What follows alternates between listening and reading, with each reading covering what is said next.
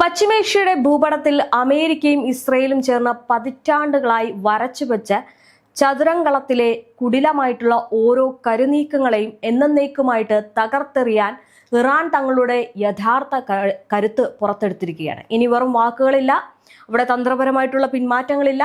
ലോകം കണ്ട ഏറ്റവും വലിയ സാമ്രാജ്യത്വ ശക്തികൾക്ക് മുന്നിൽ മുട്ടുമടക്കുന്ന പഴയ ഇറാന്റെ ചരിത്രം ഇനി ആരും തിരയേണ്ടതുമില്ല. പകരം ഇറാനിലെ അതീവ സുരക്ഷിതമായിട്ടുള്ള മിസൈൽ ബങ്കറുകളിൽ നിന്ന് ഇപ്പോൾ മുഴങ്ങുന്നത് സമാനതകളില്ലാത്ത പ്രഹരശേഷിയുള്ള മിസൈലുകളുടെ ഭീതിദയമായിട്ടുള്ള ഗർജനമാണ്. ഇസ്രയേലിന്റെ അജയ്യമായിട്ടുള്ള പ്രതിരോധ കവചം എന്ന് ഈ പാശ്ചാത്യ ലോകം അഹങ്കാരത്തോടെ വിശേഷിപ്പിക്കുന്ന അയൺ ഡോമിനെയും ഡേവിഡ് സ്ലിങ്ങിനെയും നിഷ്പ്രഭമാക്കി തുളച്ചു കയറാൻ ശേഷിയുള്ള 1 ടണ്ണിലധികം ഭാരമുള്ള മരണദൂതുമായിട്ട് ഇറാനിയൻ മിസൈലുകൾ ആകാശത്ത് വിനാശത്തിന്റെ വിസ്മയം തീർക്കാൻ തയ്യാറെടുത്തു കഴിഞ്ഞു.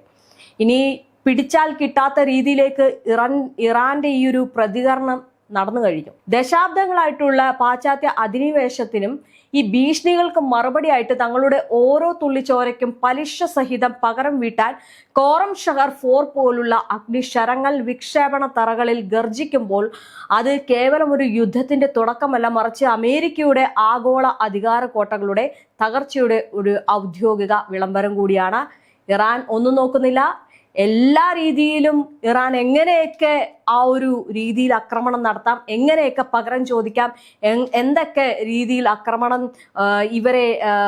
ഇവരിലേക്ക് തൊടുത്തുവിടാം എന്നുള്ള രീതിയിലേക്ക് ഈ ഇറാന്റെ നിലപാടുകൾ മാറിക്കഴിഞ്ഞു. പശ്ചിമേഷ്യയിലെ സംഘർഷ രംഗത്ത് പുതിയൊരു അധ്യായം കുറിച്ചുകൊണ്ട് ഇറാൻ തങ്ങളുടെ ഒരു സൈനിക തന്ത്രത്തിൽ വിപ്ലവകരമായിട്ടുള്ള മാറ്റമാണ് ഇപ്പോൾ കൊണ്ടുവന്നിരിക്കുന്നത്. ഇതുവരെ പരിമിതമായിട്ടുള്ള രീതിയിൽ മാത്രം പ്രതികാര ആക്രമണങ്ങൾ നടത്തിയിരുന്ന ഇറാൻ ഇനി മുതൽ അതീവ പ്രഹരശേഷിയുള്ള മിസൈലുകൾ ഉപയോഗിച്ച് ശത്രുവിനെ ദീർഘകാലം പ്രതിരോധത്തിലാക്കുന്ന വൻതോതിലുള്ള വ്യോമാക്രമണങ്ങൾക്കാണ് പദ്ധതിയിട്ടിരിക്കുന്നത്. വളരെ പ്ലാനോടുകൂടി ഇറാൻ രംഗത്തിറങ്ങുകയാണ്.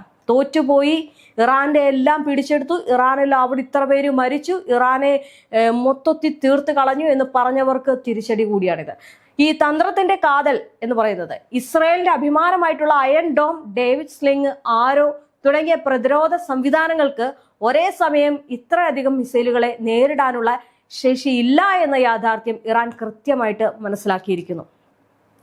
ഓരോ പോർമുനയും ആകാശത്ത് തീമഴ പെയ്യിക്കുമ്പോൾ പ്രതിരോധ സംവിധാനങ്ങളുടെ കണക്ക് കൂട്ടലുകൾ തെറ്റിക്കാനും ലക്ഷ്യസ്ഥാനങ്ങളിൽ കൃത്യമായിട്ട് പതിക്കാനും ഇത്തരം വിക്ഷേപണങ്ങൾ സഹായിക്കുന്നു. അമേരിക്കയുടെയും ഇസ്രയേലിന്റെയും സാങ്കേതിക മേധാവിത്വത്തെ വെറുമൊരു കളിപ്പാട്ടങ്ങളാക്കി മാറ്റാൻ ഇറാന്റെ ഈ ഒരു പുതിയ യുദ്ധമുറയ്ക്ക് സാധിക്കുമെന്ന് അന്താരാഷ്ട്ര പ്രതിരോധ വിദഗ്ധർ പോലും ഇന്ന് രഹസ്യമായിട്ട് സമ്മതിക്കുകയും ചെയ്യുന്നുണ്ട്. മാത്രമല്ല, ഇനി യുദ്ധത്തിന്റെ അല്ലെങ്കിൽ യുദ്ധതന്ത്രത്തിന്റെ കുന്തമുനയായിട്ട് മാറുന്നത് കോറം ഷഹർ പോലുള്ള അത്യാധുനിക ബാലിസ്റ്റിക് മിസൈലുകളാണ്. 1 ടണ്ണിലധികം ഭാരമുള്ള ഈ വിനാശകാരിയായിട്ടുള്ള പോർമുനകൾ വഹിക്കാനുള്ള ശേഷിയും ഇടത്തരം ദൂരപരിധിയും ഈ മിസൈലുകളെ ലോകത്തിലെ തന്നെ ഏറ്റവും അപകടകാരികളായിട്ടുള്ള ആയുധങ്ങളുടെ പട്ടികയിൽ എത്തിക്കുന്നുണ്ട്. ആലോചിച്ച് നോക്കിക്കൂ, ഇറാനെ തീർത്തു അല്ലെങ്കിൽ ഇറാന്റെ പക്കൽ ഇനി ഒന്നുമില്ല എന്ന് പലരും പറഞ്ഞപ്പോൾ അമേരിക്കയ്ക്ക് ശരിക്കും അറിയാം കേട്ടോ ഇറാന്റെ പക്കൽ എന്തൊക്കെയുണ്ട്, ഇറാൻ അതെടുത്ത് ഉപയോഗിച്ചാൽ എന്തൊക്കെ സംഭവിക്കും എന്നുള്ള പേടി കൊണ്ടാണ് ഈ അമേരിക്ക എപ്പോഴും ഇറാനെ പിടിച്ചടക്കാനും ഈ യുറേനിയം സമ്പുഷ്ടീകരണമൊക്കെ അല്ലെങ്കിൽ ആ നിർമ്മാണ പ്രവർത്തനങ്ങൾക്ക് നിർത്തിവെക്കാൻ പറയുന്നത്. അത് മാത്രമല്ല, ഇത്തരം ആക്രമണങ്ങൾ നടക്കുമ്പോൾ അമേരിക്കയ്ക്ക് ഉണ്ടാകുന്ന വലിയ ഭയം കൂടിയാണ്. എന്തായാലും അമേരിക്കയിൽ ഇരുന്ന് ഡൊണാൾഡ് ട്രംപ് മുഴക്കുന്ന അന്ത്യശാസനകൾക്ക് ഈ സാമ്പത്തിക ഉപരോധങ്ങൾക്കും ഇറാൻ നൽകുന്ന കൃത്യമായിട്ടുള്ള മറുപടി ഈ മിസൈലുകളുടെ പ്രഹരശേഷി കൂടിയാണ്. ദശാബ്ദങ്ങളായിട്ട് ഈ പശ്ചിമേഷ്യയുടെ മണ്ണിലും വിഭവങ്ങളിലും അമേരിക്ക നടത്തുന്ന നഗ്നമായിട്ടുള്ള ചൂഷണങ്ങൾക്കെതിരെയുള്ള ഇറാന്റെ പടവാളാണ് ഇന്ന് ഈ ഒരു മിസൈലുകൾ കൊണ്ട് ഇറാൻ കരുത്തു കാട്ടുന്നത്. കേവലം ഒരു കെട്ടിടങ്ങളെ അല്ല, മറിച്ച് പാശ്ചാത്യ അഹങ്കാരത്തെ തന്നെയാണ് ഈ പോർമുനകൾ ലക്ഷ്യം വെക്കുന്നത്. അത് നമ്മൾ കണ്ടതുമാണ്. കാരണം ഇറാന്റെ ഭാഗത്തുനിന്ന് വലിയൊരു ഈ പ്രത്യാക്രമണം നടന്നിട്ട് ഇത്ര പേർ അല്ലെങ്കിൽ സാധാരണ ജനങ്ങൾ കൊല്ലപ്പെട്ടു എന്നുള്ള വാർത്തകളൊന്നും ഇതുവരെ ആരും റിപ്പോർട്ട് ചെയ്തിട്ടില്ല. എന്തായാലും കേവലം കെട്ടിടങ്ങളെ അല്ല, മറിച്ച് ഈ പാശ്ചാത്യ അഹങ്കാരത്തെ തന്നെയാണെന്ന് ഉറപ്പിച്ചു പറയാൻ കാരണം ഈ ഒരു കാര്യം കൊണ്ടാണ്.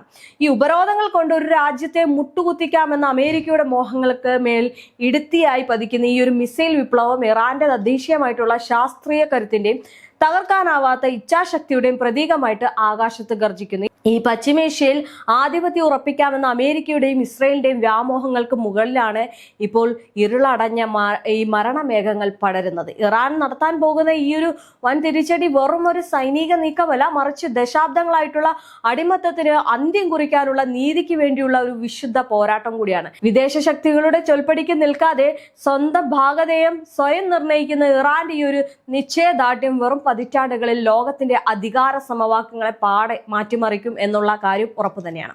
ഓരോ മിസൈലും വിക്ഷേപിക്കപ്പെടുമ്പോൾ തകരുന്നത് കേവലം ഒരു ലക്ഷ്യസ്ഥാനങ്ങളല്ല, മറിച്ച് ലോകത്തെ തങ്ങളുടെ കാൽ കീഴിലാക്കാമെന്ന പാശ്ചാത്യ രാജ്യങ്ങളുടെ അന്ധമായിട്ടുള്ള അഹങ്കാരത്തെയാണ്.